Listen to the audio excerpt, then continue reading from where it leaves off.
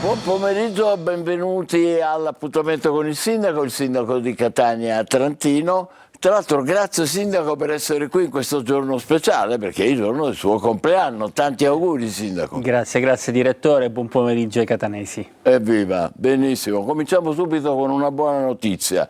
Da immobile confiscato alla mafia, albergo sociale. L'amministrazione comunale ha deciso di destinare la palazzina di via Francesco Mannino Cefalì, in corso di riqualificazione con i fondi PON Metro, a un progetto di accoglienza destinato, eccolo qua, vedete, a persone in nuclei familiari in condizioni di grave marginalità sociale.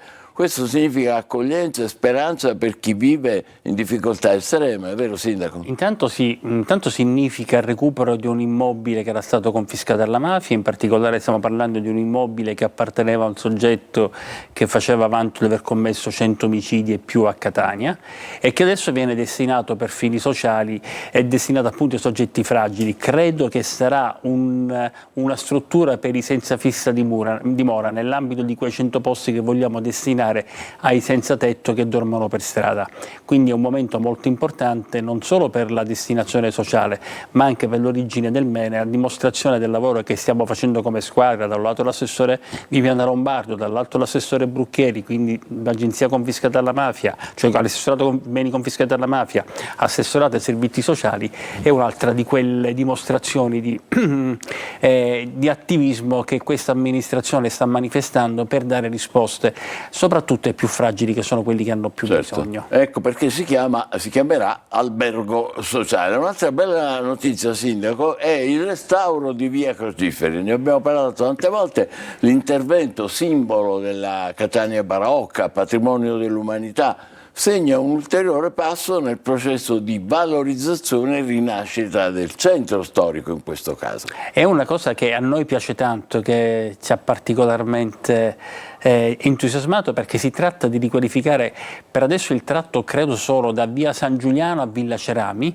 e così costituirlo su un unico livello stradale eliminando i marciapiedi. Pertanto verrà ovviamente con una nuova illuminazione, daremo ancora più valore a uno dei più belli scorci di Catania che attira tantissime persone, non solo turisti ma anche catanesi, e in questo modo imprimiamo un po' più di significato a quel valore dell'appartenenza alla comunità catanese su cui tanto stiamo spingendo come premessa per risolvere tanti dei problemi che conosciamo. Avete approvato anche il regolamento delle ludoteche, che cos'è Sindaco? L'ha approvato il Consiglio Comunale, di questo sono grato, perché sostanzialmente in assenza di questo regolamento chiunque volesse aprirsi una ludoteca lo poteva fare senza avere però delle prescrizioni, dei requisiti che garantissero, dato i destinatari di queste ludoteche, i bambini affinché fossero ospitati in luoghi sicuri. Invece attraverso questo regolamento si danno delle precise indicazioni su quali siano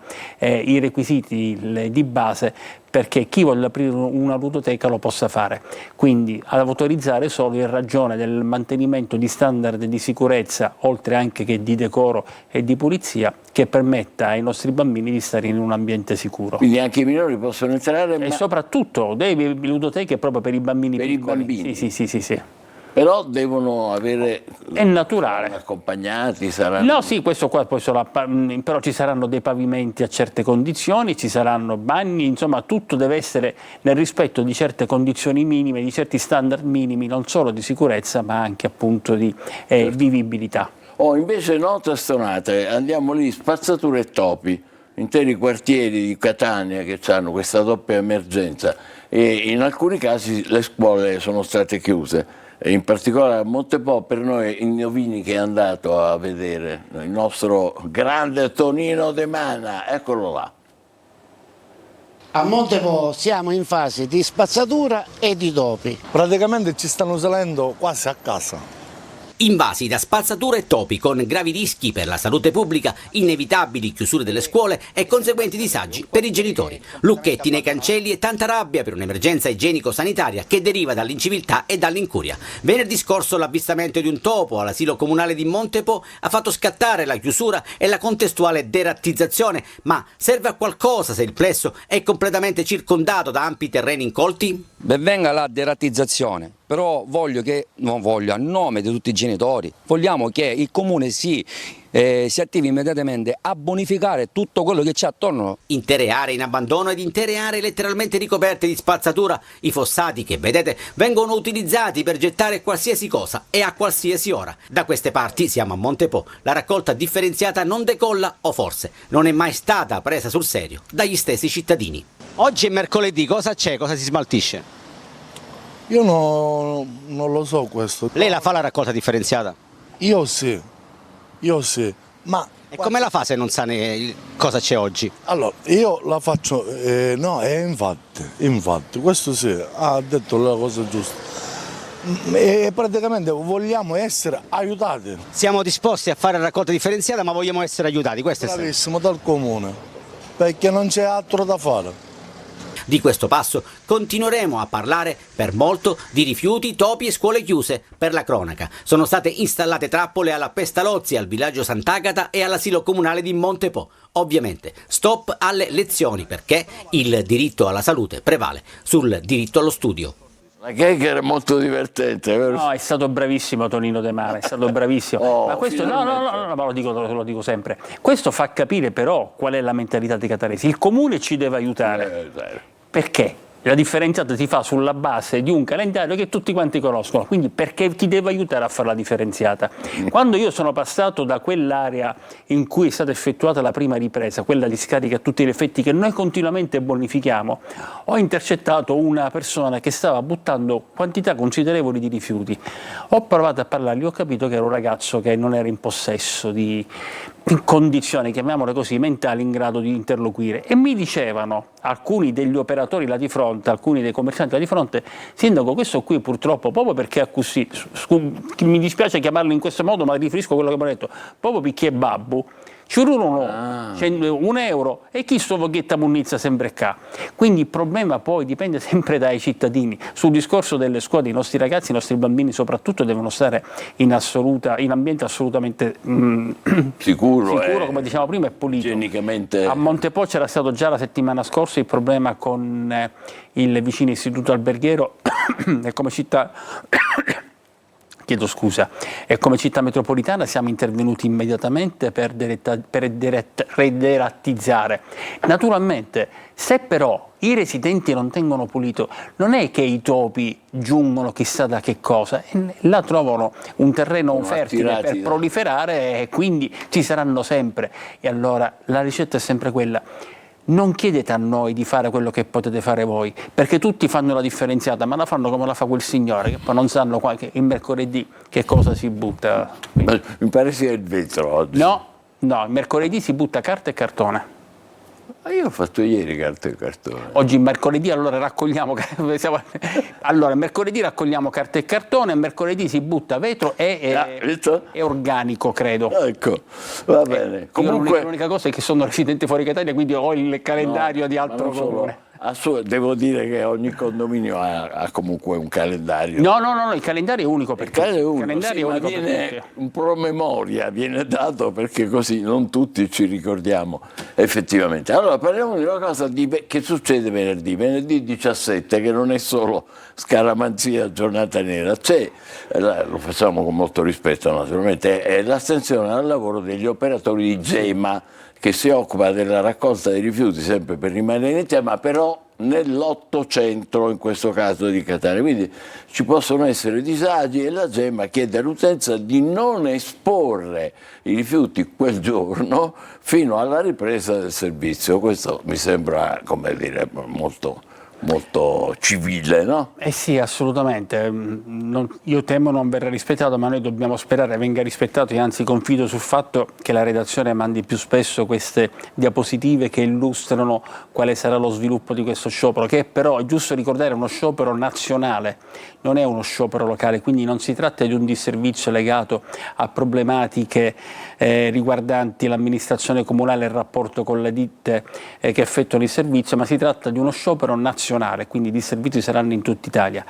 Rispetto a questa condizione io chiedo uno sforzo ai cittadini affinché evitino di esporre i rifiuti nella giornata di venerdì, perché ci saranno degli straordinari poi per cercare di riportare la città in condizioni di normalità nel più breve tempo possibile, però per un po' di ore, più ore, patiremo questa condizione di assolutamente. Ricordiamolo allora, grazie Sindaco. Venerdì l'800 di Catania, attenzione dal esporre i rifiuti. Adesso facciamo la pausa, tocca a voi, 342 74 55 005 per i vostri WhatsApp, brevi per favore, perché se no non riusciamo neanche a mandarli in onda, e poi la mail, tutto attaccato, Sicilia24 al numero focus@telecolor.it. Breve pausa e poi toccherà a voi. Grazie ancora al Sindaco, ancora tanti auguri. Grazie.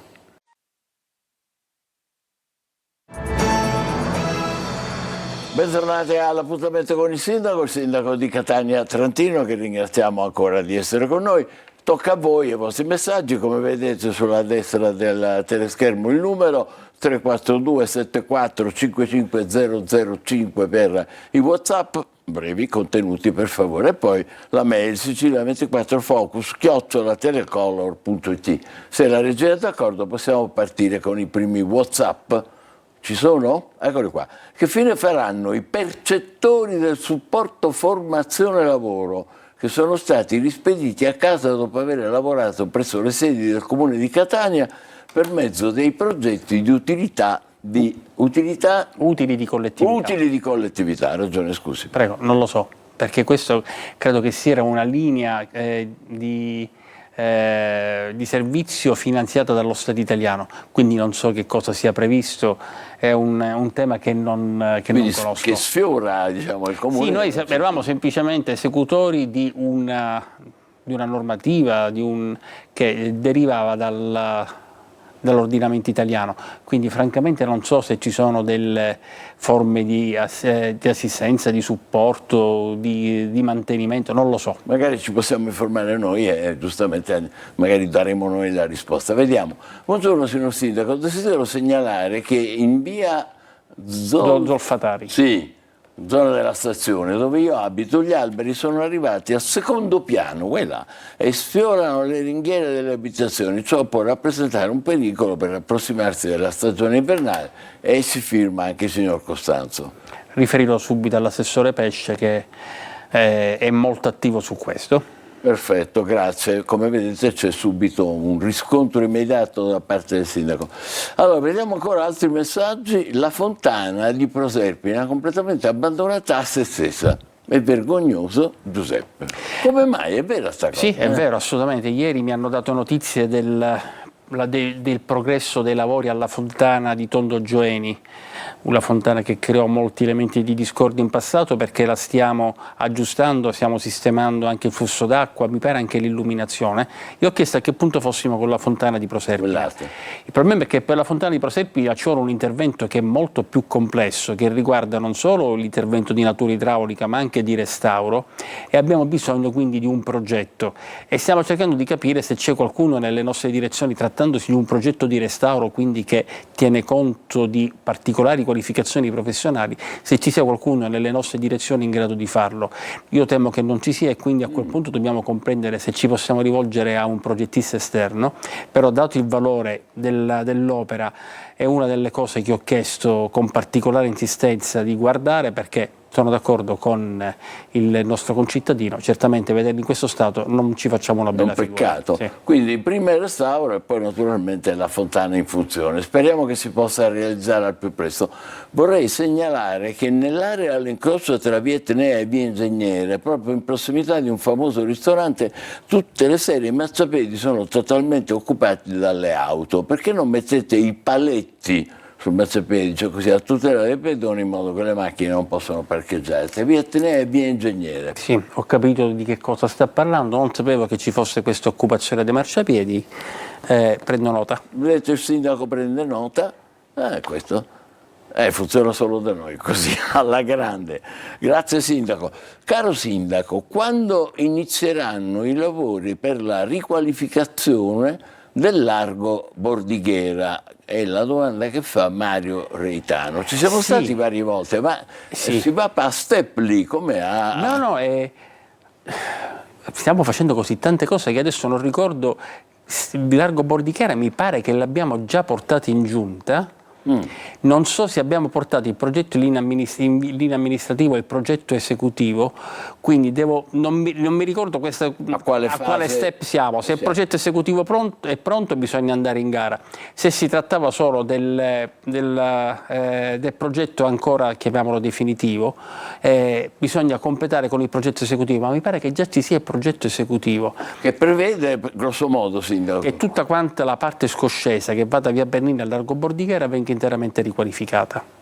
Caspiterina, bene, speriamo presto allora. Sì, è molto importante perché c'è una condizione di degrado che molto spesso viene giustamente stigmatizzata. Abbiamo segnalato altre volte. E ringraziamo Mario Reitano che periodicamente ci tiene al corrente. Buongiorno Sindaco, a che punto siamo con i carrellati? L'avevo chiesto l'altra volta. Le isole ecologiche come quella di Piazza Trento possono essere utilizzate? Allora, per quanto riguarda i carrellati, adesso deve cominciare un nuovo rapporto con i condomini in forza del nuovo regolamento che prevede che non si possa più conferire il sacchetto di spazzatura, ma bisogna conferire attraverso il carrellato, e quindi ci sarà ovviamente un momento di interlocuzione fra amministratori di condominio e aziende che effettuano il servizio di raccolta proprio per dotare tutti quanti i condomini di questi carrellati.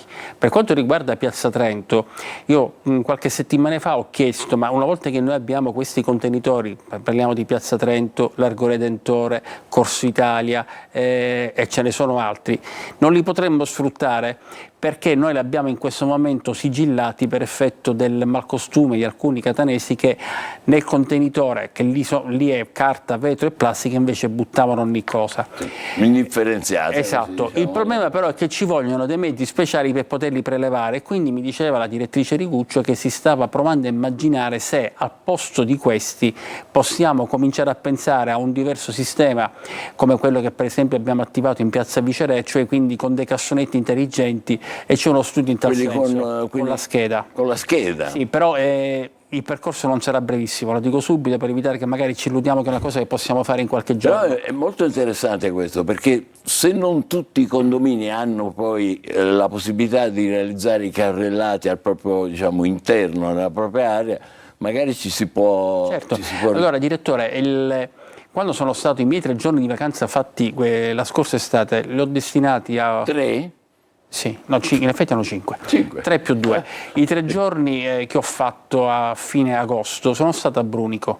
A Brunico, siccome ero con un caro amico che ha un appartamento, sono andato con lui all'isola ecologica, e là per buttare l'indifferenziabile, loro con la scheda si registrano, si apre questo contenitore, loro buttano l'indifferenziabile che viene pesato in modo che la Tari viene pagata sull'effettivo quantitativo che tu produci.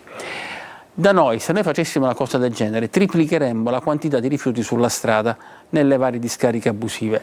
È una questione di mentalità, o lo capiamo che dobbiamo tutti quanti andare nella stessa direzione, quantomeno per una questione di tutela dei nostri figli e dei nostri nipoti, oppure avremo difficoltà a concepire una città migliore. Diciamo, per essere positivi, stiamo cominciando con isole ecologiche. Intanto cominciamo con un sistema diverso di raccolta, quindi carrellati e non più sacchetti, più tante altre cose, e chi non rispetta potrà veder destinare la contravvenzione all'amministratore di condominio, quindi a quel punto c'è una responsabilità solitaria di tutti i condomini, e noi ci attendiamo che il condomino virtuoso riprenda il condomino più distratto dicendo non è che io posso pagare anche a causa tua. Quindi questa è solo una parte, è molto complesso il sistema di novità che abbiamo introdotto e che dobbiamo comunicare nel più breve tempo possibile, dopodiché è chiaro che noi andiamo verso una evoluzione del sistema di raccolta che già in alcune parti vede questi cassonetti intelligenti, vede dei centri comunali di raccolta, chiunque ci va rimane stupito per l'efficienza del servizio, però il tutto vede come presupposto la differenziazione del rifiuto, altrimenti è chiaro che andremo sempre a scontrarci contro un muro di cemento armato. È come dire, il passaggio culturale che dobbiamo fare noi. Salve, dato il tragico episodio del cavallo morto stamattina, la circonvallazione, si può fare qualcosa di più concreto per fermare l'abominio delle corse clandestine e il transito dei cavalli con i calesse in città? Ma guardi, peraltro è anche venuta anche la commissione parlamentare bicamerale delle ecomafie perché si è interessata del tema e dico subito che abbiamo acceso i riflettori. Ci sono numerosi interventi sulle stalle in cui vengono allevati questi cavalli e che molto spesso magari non vengono comunicati, ma sono frequenti gli interventi. Ogni volta che ci sono dei cavalli col calesse vengono subito allertati i controlli. Naturalmente stiamo parlando di presenze che avvengono alle prime luci dell'alba, quando ancora il personale in servizio è minore rispetto alle altre ore del giorno.